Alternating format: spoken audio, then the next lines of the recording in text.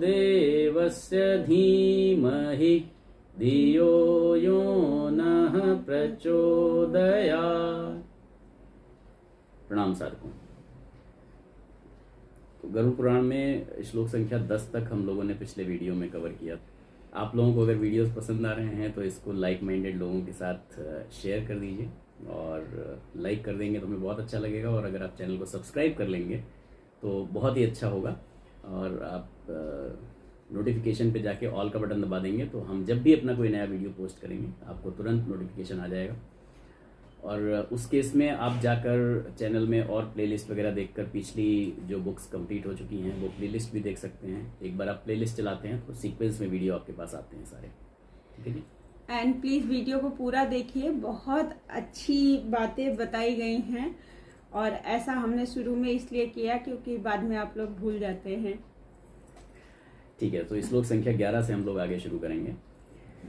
संतप्तवालुकाकीर्णे ध्यामात्ताम्रमये क्वचित् क्वचित् गंगाराराशोच्च महाधूमाकुले क्वचित् गंगारवृष्टिश्च शिलावृष्टिश्च सवर्जका रक्तवृष्टि शस्त्रवृष्टिः क्वचित् दुष्णाम्बुवर्षणम् क्षारकर्दमवृष्टिश्च महानिम्नानि च क्वचित् वप्रप्ररोहरम क्वापि कंदरेषु प्रवेशनम।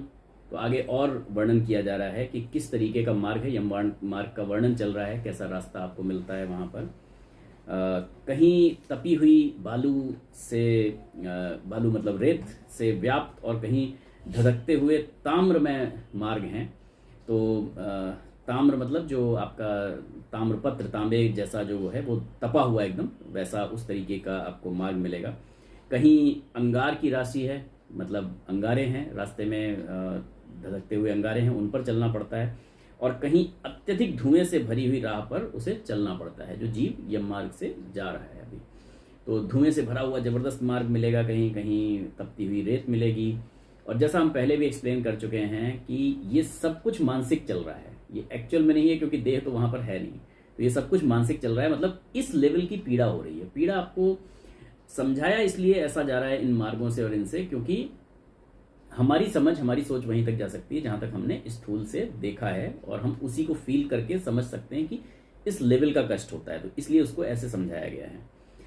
कहीं अंगारों की वृष्टि होती है, ऊपर से अंगारे बरस रहे हैं, तो कहीं बिजली गिरने के साथ शिलावृष्टि मतलब पत्थरों की बारिश हो रही है, बिजली गिर रही है, पत्थरों की बारिश हो रही है। कहीं रक्त की, कहीं शस्त्रों की, और कहीं गर्म जल की वर्षा होती है। तो अलग अलग तरीके की बारिश हो रही है। कहीं पर अंगारे बरस रहे हैं, कहीं पे रक्त की बारिश हो रही है यानी खून बरस रहा है, कहीं पर अलग अलग तरीके के शस्त्र बरस रहे हैं, और कहीं पर गर्म पानी, गर्म जल बरस रहा है। और तो कहीं खारे कीचड़ की वर्षा हो रही है, कीचड़ वो भी खारा नमकीन कीचड़ की वर्षा हो रही है।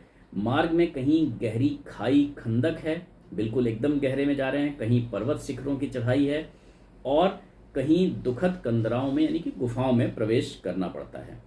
तो ये इस तरीके के लेवल का ये बताया गया है कि जब अभी पहुंच रहे हैं वहां तक, तब इस तरीके का दुख है। बहुत ही भयानक वर्णन हो रहा है। भयानक है, इतना भयानक इसलिए मतलब बताया जाता है, और उस तरीके का मानसिक वो होता भी है। हम लोग गहना कर्मणो गति और मरने के बाद हमारा क्या होता है मैं देखते हुए आ रहे हैं इस चीज़ को। ये इसलिए है कि हम इन चीज़ों को समझकर आज अपने कर्मों की गति सुधार लें, क्योंकि ऑफ कोर्स ये सारी गति पापियों की है ना। तो आज अगर हम अपने कर्मों की गति सुधार लें तो ऐसा कुछ होगा ही नहीं। फिर वहां पर वो मरने के बाद हमारा क्या होता है, मतलब स्वर्गलोक भी बताया गया, स्वर्गलोक कैसा है। हाँ, बेसिकली इन किताबों को लिखने का उद्देश्य, इन ग्रंथों में इतनी सारी भयानक बातों का वर्णन करने का जो मुख्य उद्देश्य है वो यही है कि हम उन मार्गों पे जाएं ही नहीं जिनसे इस तरह के दुख हमें प्राप्त हो सके। तो हम सद्गति करें, सत्कर्म करें, लोगों के साथ अच्छा व्यवहार करें, अपने अंदर की जो बुराइयां हैं उनको अभी खत्म करते चले, जिससे कि हमें इस तरह के दुखों को भोगना ना पड़े। बस इनका मूल उद्देश्य यही है। बिल्कुल। तो आगे चलते हैं, श्लोक संख्या 14 से 16 में और बताया गया है कि आगे मार्ग कैसा है। तो गाढ़ांधकारस्त अस्ति दुख रोह शिला क्वचित पूय शोणित पूर्णाश्च विष्ठा पूर्ण हृदा क्वचित। मार्ग मध्ये वह तृग्रा घोरा वैतरणी नदी सदृष्ट्वा दुःखदा किं वा यस्या वार्ता भयावहा शतयोजन विस्तीर्णा पूय शोणित वाहिनी अस्थि वृंद तटा दुर्गा मांस शोणित कर्दमा। तो आगे बता रहे हैं वहाँ मार्ग में कहीं बहुत घना अंधकार है, बहुत ज्यादा अंधेरा है, कहीं दुख से चढ़ी जाने योग्य शिलाएं हैं, मतलब बहुत ऊंची ऊंची पहाड़, ऊंची ऊंची शिलाएं हैं और उन पर चढ़ना है। कहीं मवाद, रक्त और विष्ठा से भरे हुए तालाब हैं और इनके अंदर से होकर जाना है। ऑफ कोर्स जितनी भी ये चीज़ें हैं, मतलब शिलाओं को पार करना है, बहुत ऊपर मतलब बहुत बड़े बड़े पत्थरों को चढ़ना है, और ये जो आगे मवाद, रक्त और विष्ठा से भरे हुए जो तालाब हैं, ऑफ कोर्स इसके भी अंदर से जाना है। यमपथ के बीचों बीच अत्यंत उग्र और घोर वैतरणी नदी है, जिसके बारे में सबने सुना होगा कि भाई वैतरणी, समझ लीजिए अगर ऐसा हो, लोग अक्सर बातों बातों में कहते हैं समझ लीजिए ऐसा हो गया तो वैतरणी पार हो गए, वैतरणी पार हो गए। वैतरणी के बाद थोड़ा सा वो हो जाता है। तो घोर वैतरणी नदी बहती है, वह देखने में अत्यंत दुखदायिनी हो तो क्या आश्चर्य, उसकी चर्चा ही भय पैदा करने वाली है। तो देखने में ऑफ कोर्स मतलब डर लगेगा, क्योंकि उसकी सिर्फ चर्चा से ही आपको डर का एक जबरदस्त मतलब भय का संचार एक वो हो जाता है, रोमांच कहने वाले सुनने वाले सबको। ये नदी 100 योजन चौड़ी है और उसमें पीयु अर्थात पी मवाद और शोणित अर्थात रक्त बहते रहते हैं। मवाद और रक्त का कॉम्बिनेशन है उस नदी में। हड्डियों के समूह से तट बने हैं, यानी किनारों पे पूरा हड्डियों का ढेर पड़ा हुआ है, अर्थात उसके तट पे हड्डियों का ढेर लगा हुआ है। मांस और रक्त के कीचड़ वाली वह नदी दुख से पार की जाने वाली है। तो सबसे ज्यादा इसीलिए लोग कहते हैं कि वैतरणी पार हो जाए। तो जो मरने के बाद क्रियाएं होती हैं, साध्य पद्धति वगैरह, उसमें इस तरह की चीजें हैं कि देखिए ये करेंगे ऐसे वैतरणी पार, मतलब आसान होगा जीव के लिए। तो ऐसी भावनाएं करके किया जाता है। वैतरणी नदी के बारे में मैं आपको बता दूं, वैतरणी नदी प्रेजेंट में ऐसा कहा जाता है उड़ीसा में बहती है। बड़े उड़ीसा में वैतरणी नदी है और उस नदी के बारे में भी यही कहा जाता है कि वो बहुत खतरनाक है, उसे पार करना बहुत खतरनाक है, क्योंकि एक तो उसमें बहुत ही ज़्यादा हिंसक जानवर रहते हैं। ऐसा वहाँ अभी हम लोग गए थे तो हमें पता चला था, लोकल जो वहाँ की लोग हैं वो बताते हैं कि उसमें बहुत ही खतरनाक जीव हैं।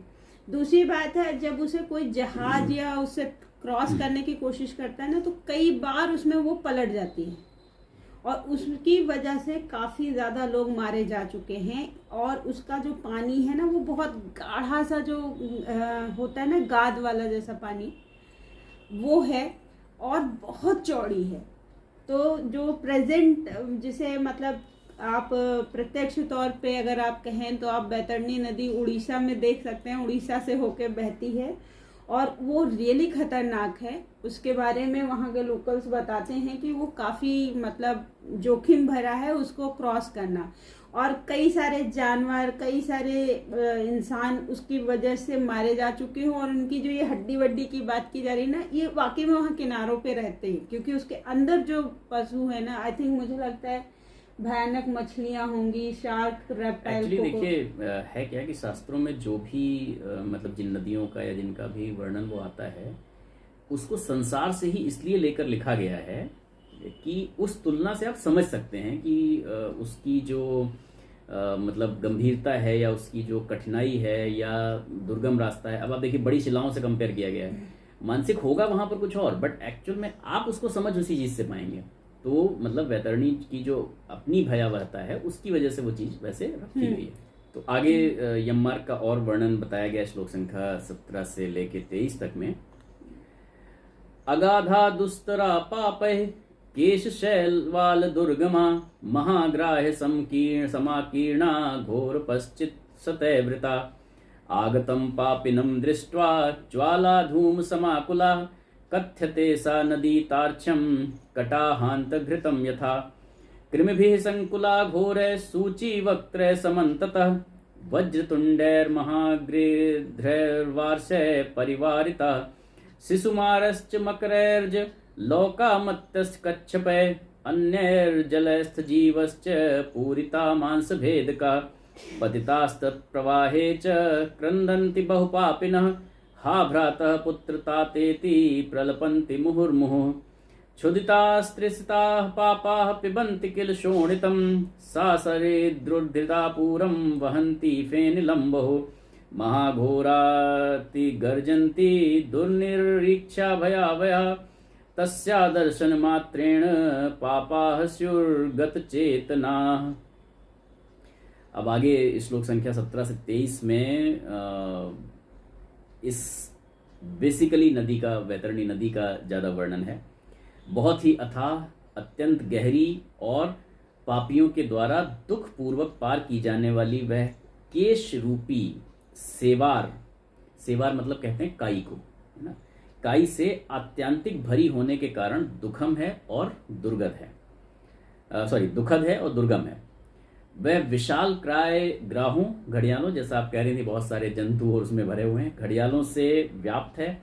सैकड़ों प्रकार के घोर भयावह पक्षियों से आवृत है। पक्षी भी होते हैं ना, ऊपर से बाज मान लीजिए उड़ के आ रहा है, बाज का भी ऐसा झपटा होता है कि उससे बच नहीं सकते।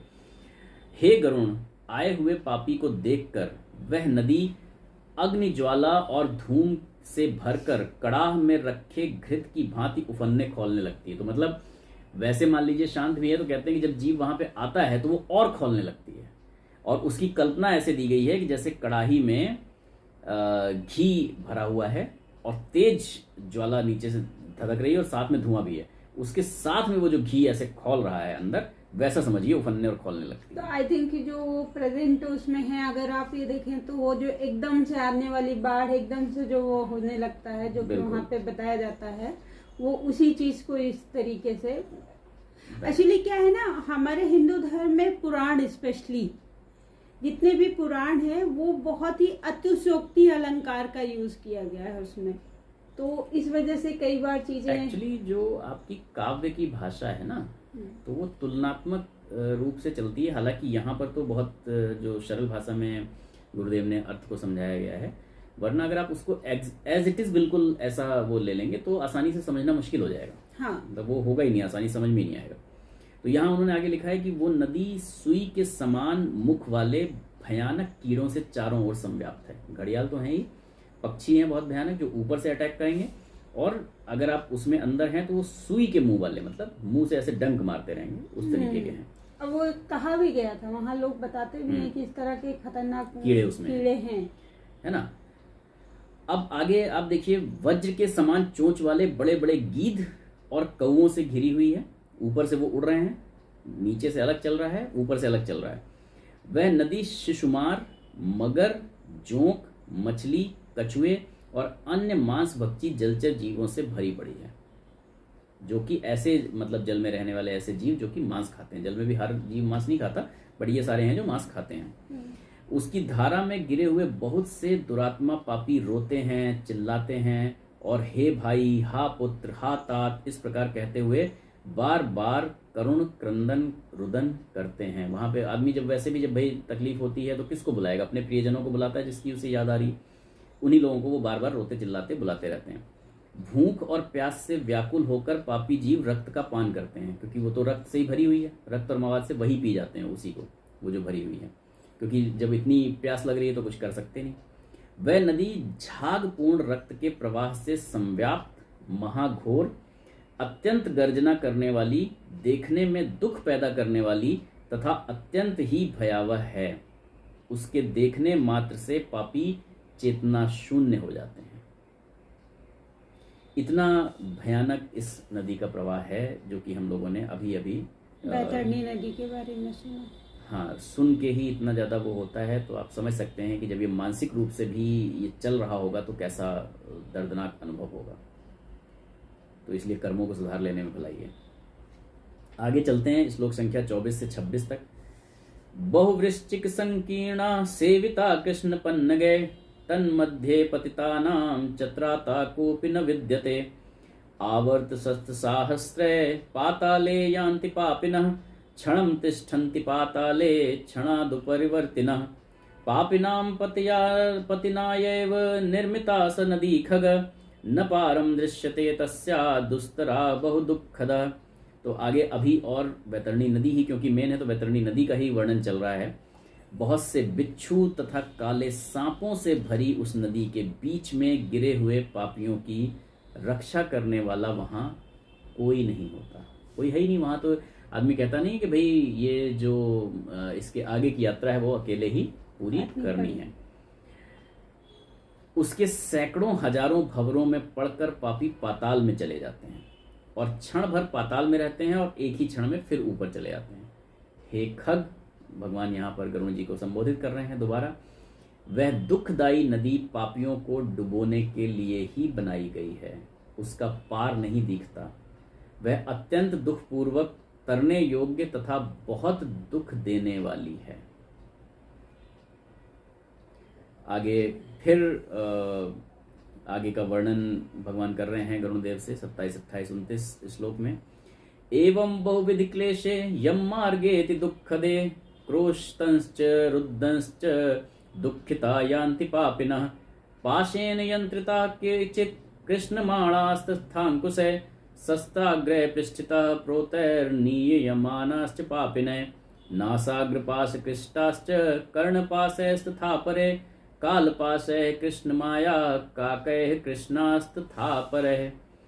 तो कहते हैं भगवान की हे गरुण, इस प्रकार से बहुत प्रकार के दुख क्लेशों से व्याप्त अत्यंत दुखप्रद यम मार्ग में रोते चिल्लाते हुए दुख पाते हुए पापी जाते हैं, चलते जा रहे हैं। जो कुछ है वो तो खींचे लिए चले जा रहे हैं। कुछ पापी पाश से बंधे होते हैं, बांध के ले जाए जाते हैं, तो कुछ अंकुश में फंसाकर खींचे। कुछ पापी पास में बांध के ले जाए जा रहे हैं तो वो चल रहे हैं, कुछ अंकुश में फंसाकर खींचे जा रहे हैं, रगड़ते हुए खींचते हुए ले जा रहे हैं, और कुछ अस्त्र शस्त्रों की तीक्ष्ण नोक से पीठ में छेदते हुए ले जाए जाते हैं। तो वो जैसा जिसका कर्म है उस हिसाब से है कि वो चल रहे हैं, ऊपर से नोक से छेद भी रहे हैं। कुछ नाक के अग्रभाग में लगे हुए पास से और कुछ कान में लगे हुए पास से खींच कर लाए जाते हैं। तो कुछ लोग जैसे कहते हैं ना, जानवरों को नकेल डाली जाती है, तो वो नाक में बांध के पास डाल के पैसे बांध के ले जाए जाते हैं, और कुछ कान में लगे हुए पास से, तो कान में छेद करके उसमें पास से खींच कर ले जाए जाते हैं। कुछ काल पास से खींचे जाते हैं और कुछ कौओं द्वारा खींचे जाते हैं। तो कुछ लोग तो काल पास से खींच कर ले जाए जाते हैं और कुछ को कौए खींच कर ले जाते हैं। तो आगे 30, 31 और 32 में और देखते हैं। उसके बाद इस वीडियो को यहीं पर समापन करेंगे और अगले अंक में देखेंगे। ग्रीवा बाहुष्पादेषु बद्धा पृष्ठे च श्रृंखले अयोभार चयम क्वेचिद् हन्तः पथियान्ति ते यमदूतैर्महाघोरैस्ताड्यमानाश्च मुद्गरे वमन्तो रुधिरं वक्त्रात् तद्देवाशन्ति ते पुनः शोचन्तः स्वानि कर्माणि ग्लानिं गच्छन्ति जन्तवः अतीव दुःख संपन्ना प्रयान्ति यम मंदिरम। तो कह रहे हैं वो जो पापी हैं, पापी जीव गर्दन, हाथ तथा पैर में जंजीर से बंधे हुए होते हैं तथा अपनी पीठ पर लोहे के भार को ढोते हुए मार्ग पर चलते हैं। अत्यंत भयानक यमदूतों के द्वारा मुदगरों से पीटे जाते हैं और साथ में मारते हुए भी चल रहे होते हैं। इतना कष्ट जो रास का और राह का वो है, वही उसके ऊपर से मार भी रहे हैं, जिससे वे मुख से रक्त वमन करते हुए, तो यानी कि मुंह से वो खून की उल्टी करते हुए चलते हैं तथा वमन किए हुए रक्त को पुनः पीते हुए जाते हैं। तो वो खून की उल्टी कर देते हैं, फिर उसी उल्टी को पी लेते हैं। उस समय अपने पाप दुष्कर्मों को सोचते हुए प्राणी अत्यंत ग्लानि का अनुभव करते हैं। तो ये सब कुछ किया किस लिए जा रहा है? ताकि आप अपने उन पाप कर्मों का याद कर सकें जिनकी वजह से ये दुख मिल रहा है।